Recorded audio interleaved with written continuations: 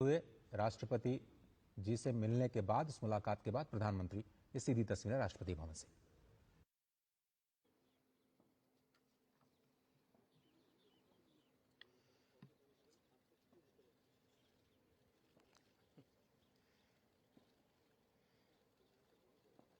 नमस्ते साथियों। चुनाव में जैसे हम लोगों को भी दौड़ धूप रहती है, मीडिया के साथियों को भी बहुत परिश्रम करना पड़ता है, रात दिन दौड़ना पड़ता है, अलग अलग लोकेशन को कवर करना पड़ता है। तो आप लोगों ने भी बहुत कष्ट उठाया है। मैं आशा करता हूं कि मीडिया जगत के सभी साथियों का स्वास्थ्य अच्छा रहा होगा और पिछले एक आध सप्ताह का जो विराम मिला है उसके कारण भी अब आप फ्रेश होकर के फिर से मैदान में आए होंगे।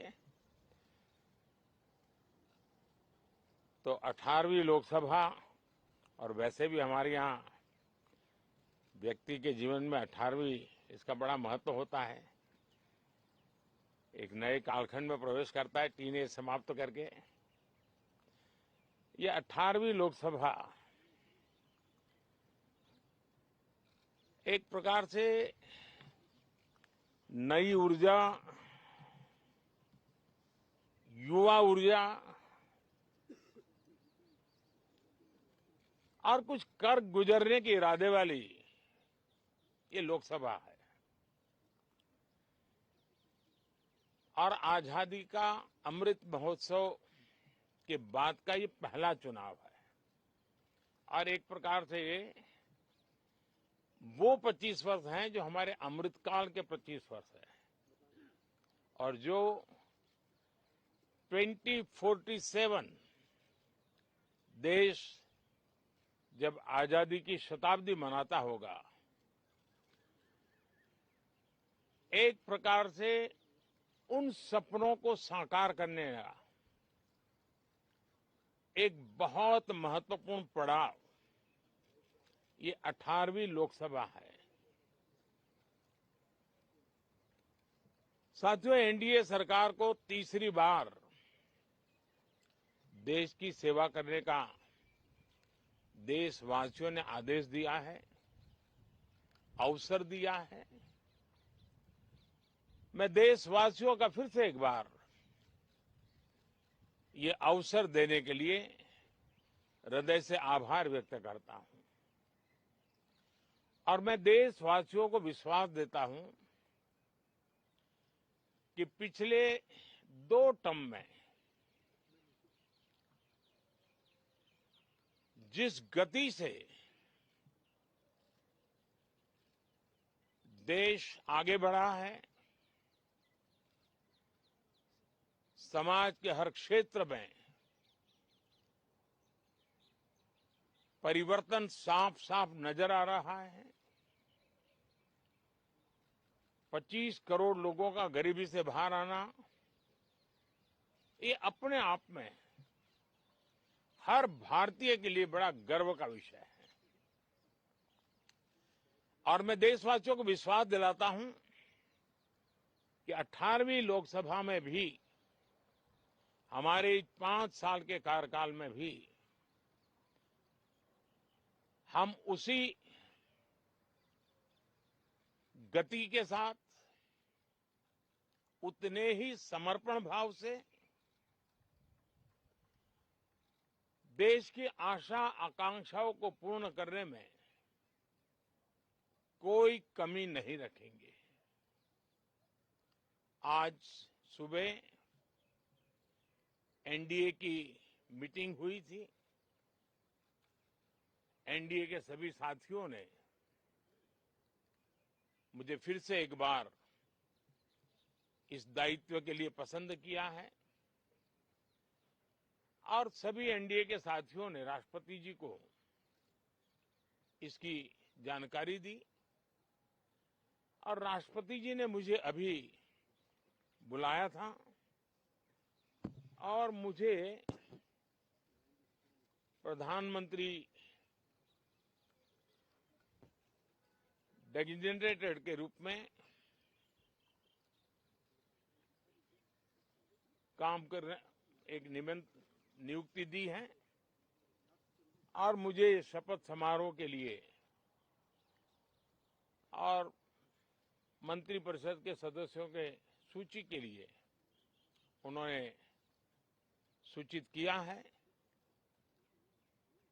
मोटे तौर पर मैंने राष्ट्रपति जी को कहा है कि हमें 9 तारीख शाम को सुविधा रहेगी।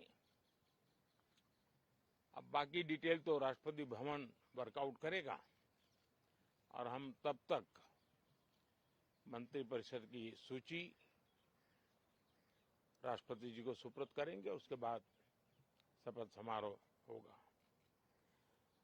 साथियों, सरकार एनडीए की एक प्रकार से एनडीए 1, एनडीए 2 और एनडीए 3 ये एक निरंतरता है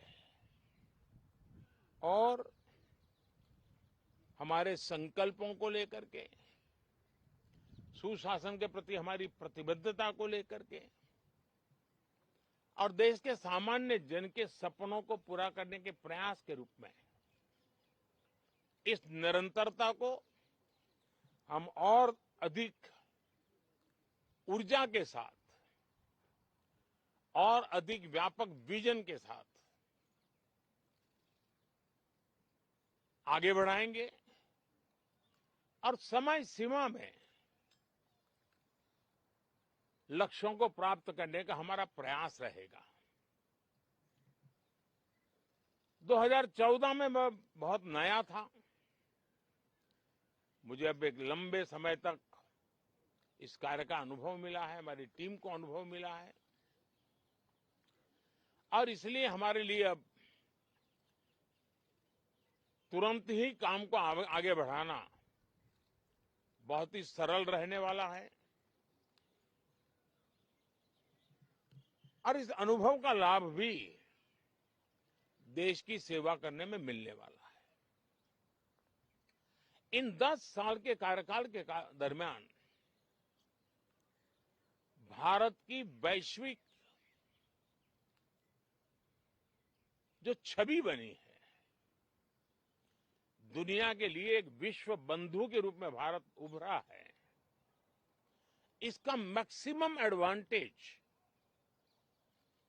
अब शुरू हो रहा है और मुझे पक्का विश्वास है ये 5 वर्ष वैश्विक परिवेश में भी भारत के लिए बहुत उपयोगी होने वाले हैं। दुनिया अनेक संकटों से गुजर रही है, अनेक तनावों से गुजर रही है, अनेक आपदाओं से गुजर रही है। ऐसी विकट परिस्थिति दुनिया ने बहुत लंबे अरसे के बाद देखी है। हर देश इन सारी समस्याओं के बीच अपने आप को बचाए रखना, बढ़ाते रहना, चुनौतियों का डगर डगर पे सामना कर रहा है। हम भारत वाले लोग, हम भारतवासी खुद नसीब हैं कि इतने बड़े संकटों के बावजूद भी हम आज विश्व की सबसे तेज गति से बढ़ने वाली इकोनॉमी के रूप में जाने गए हैं। ग्रोथ के विषय में भी दुनिया में हमारी वाहवाही हो रही है। अब एक स्टेबल गवर्नमेंट मिलने के कारण और परिचित व्यवस्था और नेतृत्व मिलने के कारण दुनिया का भारत के प्रति रुझान, भारत के प्रति उनका आना बहुत तेज गति से होने वाला है और मुझे विश्वास है कि देश के सभी राज्यों को इसका लाभ मिलेगा। देश की युवा पीढ़ी को सबसे ज्यादा लाभ मिलेगा। विकास के नए ऊंचाइयों को छूने में एक वैश्विक भागीदारी का वातावरण आने वाले 5 साल में बनने वाला है। तो इसी संकल्पों और आदर्शों के साथ हम आगे बढ़ेंगे। मैं राष्ट्रपति जी का हृदय से आभार व्यक्त करता हूं कि एक बहुत बड़े महत्वपूर्ण दायित्व के लिए उन्होंने मुझे निमंत्रित किया है। आप सबका भी दोस्तों बहुत बहुत धन्यवाद। Thank you.